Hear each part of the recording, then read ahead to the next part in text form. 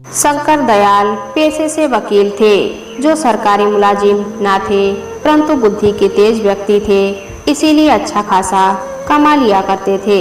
उम्र ज्यादा हो चुकी थी, इस कारण अब वकालत छोड़ दी थी और अधिकतर समय घर पर ही व्यतीत होता था।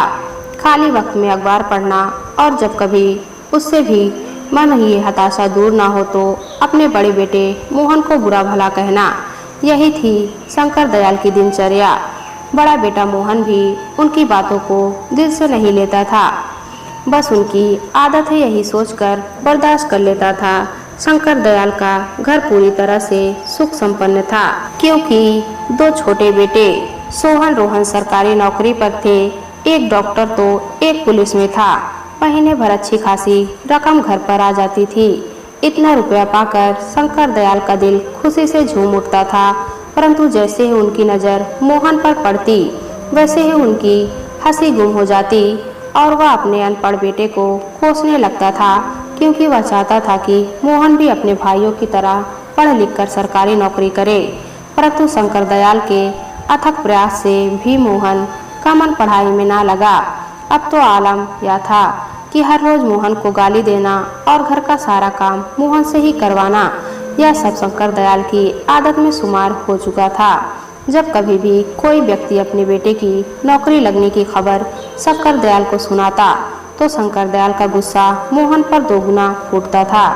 मोहन की अब यही दिनचर्या बन चुकी थी कि खेत से चारा काट कर लाना और मशीन से काट कर जानवरों को डालना और घर का खाना भी बनाना और शाम को शंकर दयाल के पैर दाबना।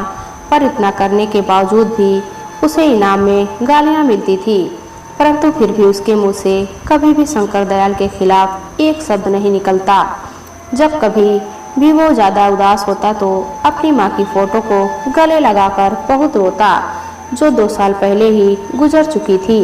एक दिन शंकर दयाल कुर्सी पर बैठे अखबार पढ़ रहे थे कि तभी शंभू मिठाई का डब्बा लेकर वहां आया और शंकर दयाल को वह मिठाई का डब्बा दिया।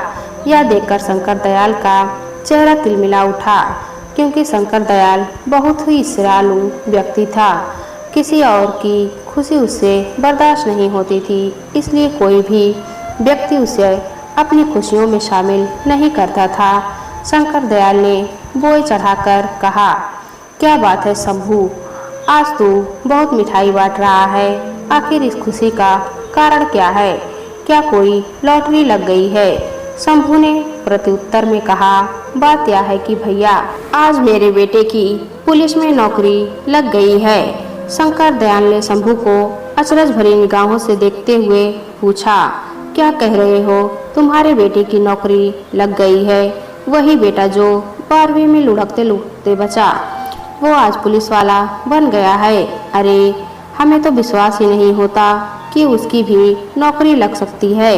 शंभू ने नर्म भाव से कहा, हाँ भैया, उसकी ही नौकरी लग गई है, बस सब ऊपर वाले की कृपा है। आज मेरा बेटा पुलिस वाला बन गया है। इसी खुशी में आज हम लड्डू बांट रहे हैं। तब तक मोहन भी वहां आ चुका था। शंभू ने मोहन को देखकर डिब्बे में से एक लड्डू निकालकर मोहन को देते हुए कहा, बेटा, आज बड़ी खुशी की बात है, तुम्हारा दोस्त रवि आज पुलिस वाला बन गया है। यह सुनकर मोहन खुशी से झूम उठा और खुश होकर शंभू से पूछा, क्या काका, सच में मेरा दोस्त पुलिस वाला बन गया है? तभी शंकर दयाल ने मोहन को घूर कर देखा तो मोहन झटपटाकर एक कोने में खड़ा हो गया। शंकर दयाल ने आंखें गुरेज कर मोहन की तरफ देखते हुए कहा, देख ले, एक वो है जो पुलिस में लग गया और एक तू जो भैंसे चराता है। अरे, कितनी बार तुझको समझाया कि पढ़ ले, तूने मेरी हरगिज ना मानी।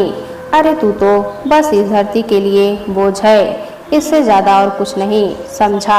शंभू को यह देखकर मोहन पर तरस आ गया।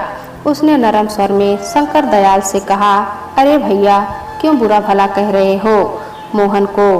अरे, उसका मन पढ़ाई में नहीं लगा तो नहीं लगा, इस तरह आप इसे बुरा भला क्यों कहते रहते हो? आप अगर मेरी मानो तो आप ना मोहन की शादी करा दो। घर में बहू आएगी तो आपका भी ख्याल रखेगी और मोहन का भी ख्याल रखेगी। शंकर दयाल ने मोहन की तरफ देखा और फिर शंभू से कहा, अरे इस अभागे को कौन ब्याहेगा अपनी बेटी। इससे शादी करने से पहले वो अपनी बेटी को जहर ना दे दे। शंभू ने प्रत्युत्तर में कहा, अरे क्यों नहीं, हमारे साले की बिटिया है रज्जो, आप अगर राजी हो तो रिश्ते की बात चलाए। शंकर दयाल ने शंभू की बात को नकारते हुए कहा, नहीं नहीं, वो तो बिल्कुल अनपढ़ है और मैं इसी एक अनपढ़ को बड़ी मुश्किल से बर्दाश्त कर पा रहा हूँ, उसे कैसे कर पाऊँगा। शंभू ने जवाब दिया, अरे आप भी कमाल करते हो, अब मोहन जितना पढ़ा लिखा है उतनी ही पढ़ी लिखी है बिटिया मिलेगी।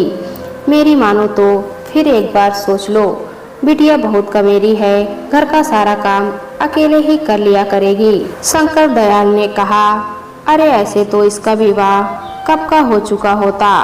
अरे हम अपने घर में अनपढ़ लोगों को तो बिल्कुल भी बर्दाश्त नहीं कर पाएंगे।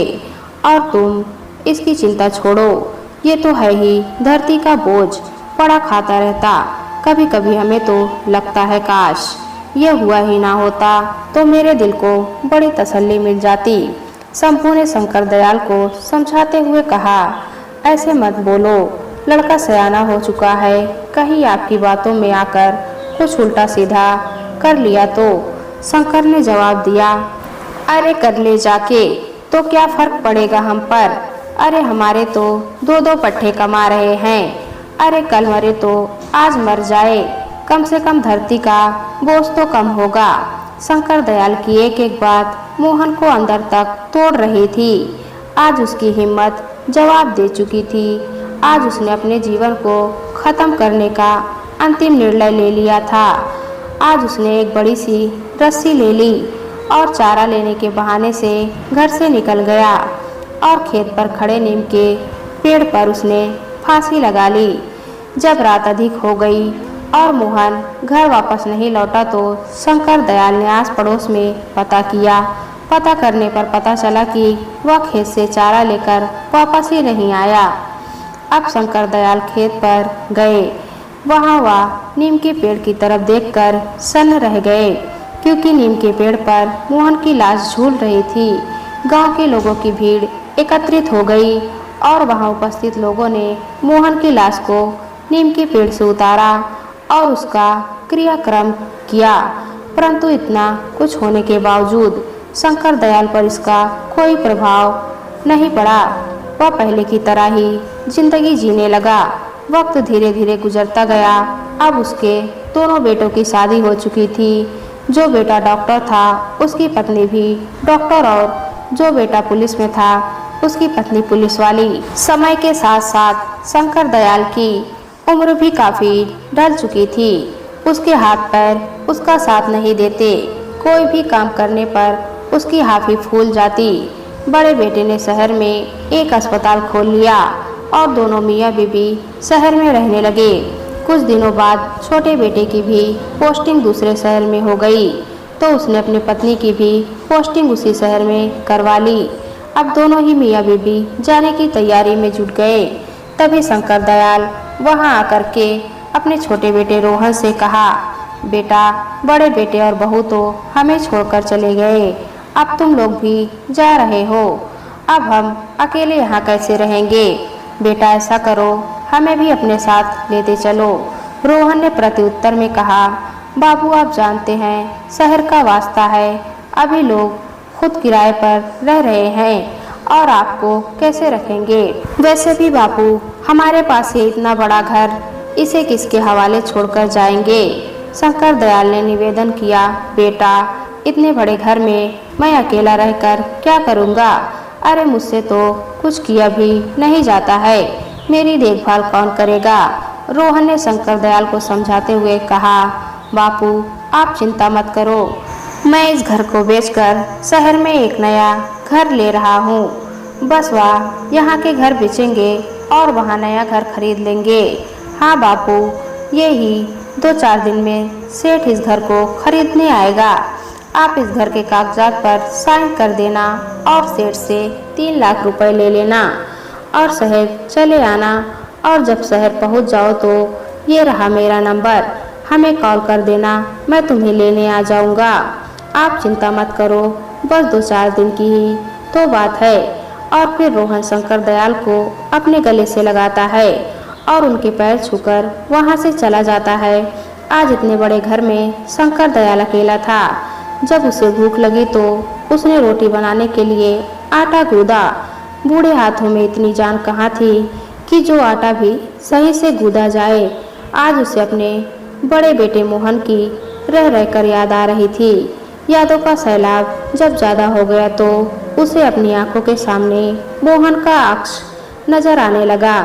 वो मोहन का आटा गूंदना और रोटी बनाना, एक एक करके सभी दृश्य उसकी आंखों में तैरने लगे। उसकी बूढ़ी आंखों में आज आंसू छलक उठे और मन में सिर्फ एक ही आवाज निकल रही थी कि काश आज मेरा अनपढ़ ही होता तो उसकी शादी होती और एक अनपढ़ बहू इस घर में आती। कम से कम वो अपने घर में तो रहती और खाना बनाती। मोहन मेरा घर का सारा काम करता और मैं पहले की तरह ही कुर्सी डालकर बैठे अखबार पढ़ता।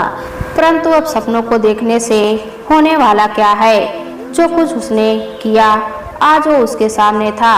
2-4 दिन यूं ही गुजर गए और वो दिन भी आ गया जिस दिन सेठ ने रुपए देने के लिए कहा था। सेठ ने घर के कागज पर साइन करा लिए और शंकर दयाल को 3 लाख रुपए दे दिए। रुपए मिलते ही शंकर दयाल शहर जाने की तैयारी कर ली और शंकर दयाल ने रोहन को फोन करके सब बता दिया कि वो बस स्टैंड पर उसका इंतजार करेंगे। कहे मुताबिक शंकर दयाल वहां पहुंच गए और बैठकर रोहन का इंतजार करने लगे। तभी वहां रोहन आ गया और शंकर दयाल के पास आकर कहा, बापू आप पैसे ले आए हो ना, मुझे दे दो। वो जो मैंने नया घर खरीदा है उसका मालिक अभी रुपए मांग रहा है। अगर मैंने उसे अभी रुपए नहीं दिए तो वो अपना घर किसी और को बेच देगा। शंकर दयाल ने रुपयों का बैग झटपट से उसे रोहन को दे दिया।